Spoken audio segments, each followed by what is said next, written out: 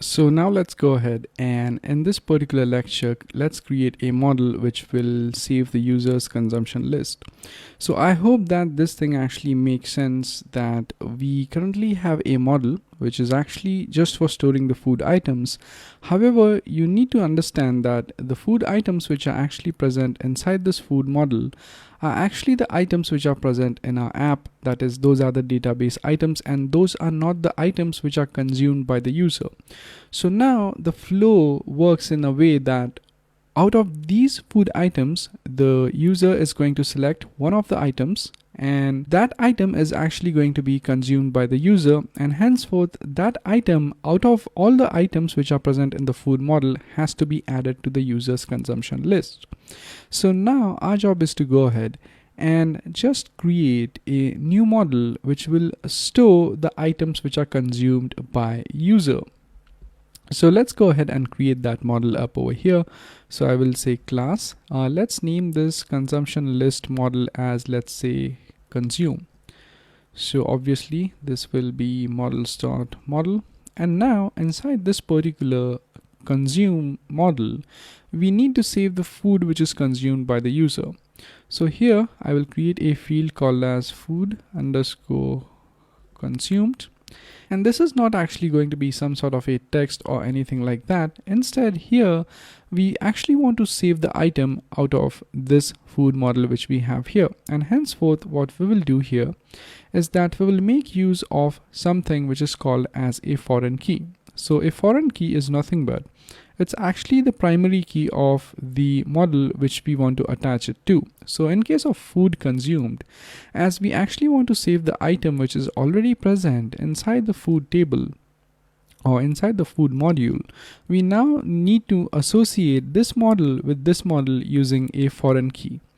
So here, in order to add a foreign key, I'll say model start foreign key, and in here you also need to mention for which particular model you're adding a foreign key here, and also make sure that the key here is in capitals. So here, as we are using or mentioning the foreign key for the model which is food, you also need to mention the name of that model here. So what this states is that here we are using a foreign key which is going to be nothing but primary key of the food model which we have here.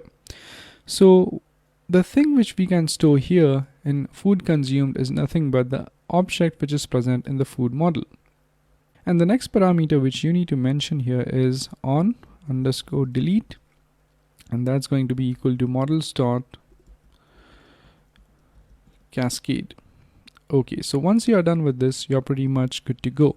However, there's one more thing which you need to store here in the consume model. Now we have actually saved the food which is consumed, which is all fine and good if our application was to be used by a single user. However, in our case, our application is going to be used by hundreds of users, and henceforth, we also need to mention the user who consumes the food. So this consume model is going to have the data about the food which was consumed as well as the user who consumed that food item. So here, in order to go ahead and also use the user or add user over here, we now need to go ahead and add another foreign key in the name of user. So I will say user equals models dot foreign key, and in here you actually need to add the user model. So the user model is actually an inbuilt model which is present in Django, and you do need to import it. So first of all, let's import the user model. So I'll say from django.contrib.auth.models import user. So this will actually import the user model, and now we are associating the user model with the consume model here so that we can find out what food the user consumed. So now in here we are going to do something of a similar sort. So we'll also have on delete equals models dot cascade. Okay, so now once this thing is done, we are pretty much done with the consume model. Now the consume model might actually sound a little bit different or a little bit weird. That's because we have not used foreign key yet, but always remember that the foreign key is actually used to make connections or associate two models together. So we actually want this consume model to be associated with user because we want to find out what user is consuming something, and we have also associated the consume model with the food consumed or the food model as well, so as to know what sort of food is the user consuming. So you can say that the consume model is sort of like a middleman between the food model and the user model. So the job of this model is to go ahead and give you an idea about which user consumed what. Okay, so now once we have created this model, our next job is to go ahead and make migrations. So I guess I have misspelled foreign key here, so extremely sorry for that.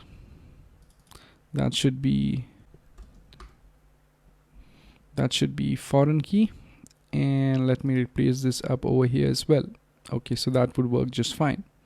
Okay, so now let's make the migrations. So I will say python 3 manage.py make migrations,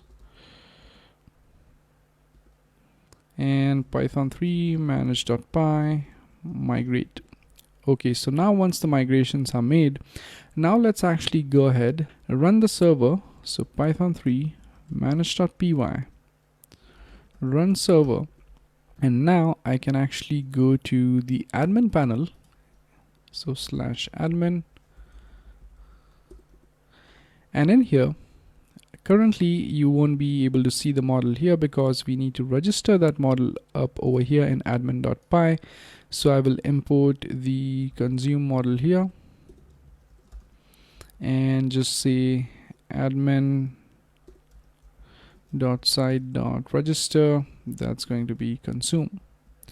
Okay, so now if we go back and hit refresh, as you can see, we will have the consume model here. If I open this thing up, and if I click on add consume, as you can see, it will give me an option to select a user. So currently, as our site only has one user, and that is the super user, it will give me an option to select that. And now I can select any food which is consumed. So I can say that the super user consumed brown bread. So if I click on save, that will actually create this consume object. So if I open this thing up, it will say that the user, which is super user, consumed this item. And I can now go ahead and create another consume. I can select the user and add another food item. So if I actually had multiple users here, I can select another user and I can select any other user item. So now if you go to the consume table, you will be able to find all the items which are consumed by a specific user. And now, making use of these consume objects, now we have access to all the food items which are consumed by any specific user. So in the upcoming lecture, what we will do is that as we have a functionality over here to sort of go ahead and select any items or make the user consume an item, we'll actually develop this functionality in our Django application. So currently, if you take a look at our application, so if you would go to the home page, so currently this select box actually does nothing. So here in the upcoming lecture, we will add an add button here, and as soon as the user clicks the add button, this food item is going to be added to his daily consumption list. So thank you very much for watching, and I'll see you guys next time. Thank you.